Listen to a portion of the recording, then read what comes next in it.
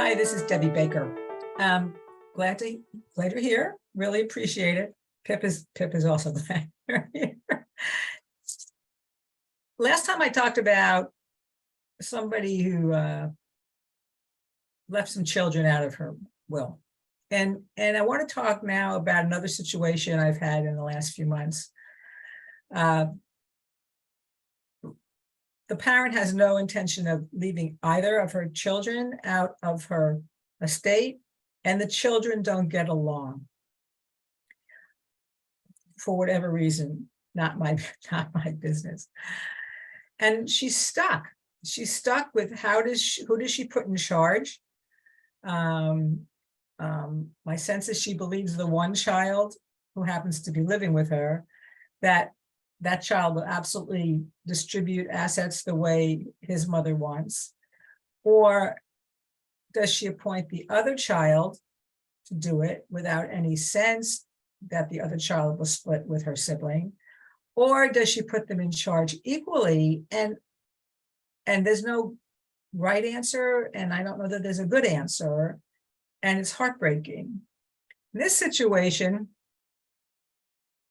she's got assets that she can beneficiary designate. Those will be easy, however she does it, equally to the children or the grandchildren or whatever.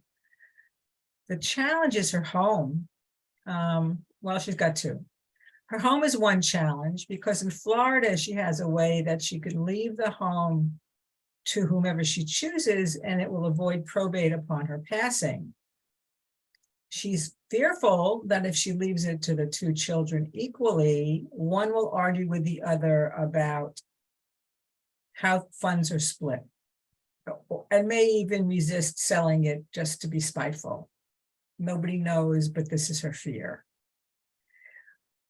My suggestion at the end was to consider leaving it to one of her siblings, whom she trusts, with the understanding that her sibling would sell the house and split the proceeds equally.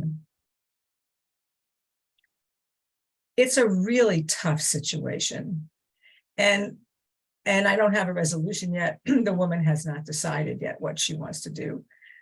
The thing that's also interesting, I've learned, is there's a very, I don't know if it's prevalent, but there's a concept inside, at least estate planning, called undue influence, which is where if a parent calls you about a child, or a child calls you about a parent, or a brother or sister call you about a sibling or whatever, because their loved one needs help, everybody needs to, both the client and the attorney, they need protection from somebody else coming and saying that somebody had exerted undue influence. You hear a lot about it.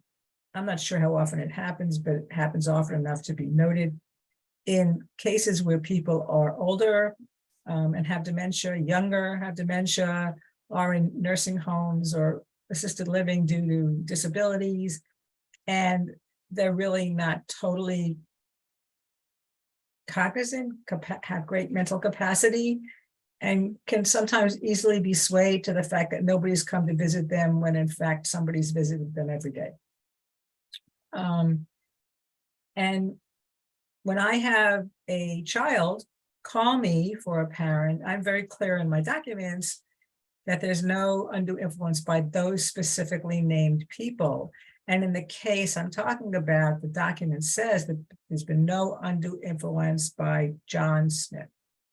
That protects John Smith if somebody comes back, and it also protects the attorney. And it's sad to have to do, and it's necessary, because when people are grieving, they really they change. They'll argue about things that before the grief they never would have argued about. They will be obstructive of getting things done because their feelings have been hurt, and they have nobody else to lash out at except the person who's living. If you're in a situation where you've got a family, well, I think all families are dysfunctional to some degree, but where you've got a family where it's broken or fractured or something like that, when you do your planning, or if the fractures happen since you've done your planning, you want to go back and look who you've appointed to represent you, to find the one who's going to be the peacemaker, who's above the fray, so to speak, because everybody likes them, even though they don't like each other. And you want to appoint those people to take care of what you need. Undue influence is not something to be messed with. And you want to protect everybody. My heart really goes out to this person. She's recently lost a good bit of her health. She had a stroke and she's not totally able anymore. She's totally mentally with it, but physically not so much. And she's got this fractured family. So when you do your planning, when you review your planning, be sure that you've picked the people. If you did it years ago, that you still pick those people. Be sure those people are still on board to help you, because as we get older, somebody who 20 years ago might have been more than willing to serve in a role might not be so willing anymore due to circumstances of their own. And be sure that they're the ones who are going to play out your wishes the way you want them. Just all stuff to think about. Meanwhile, like, comment, share, have a great day. You can email me or post me anything you want. If you have suggestions for what you'd like to have me talk about or talk about more, I'm game. And thanks a lot. Have a great day.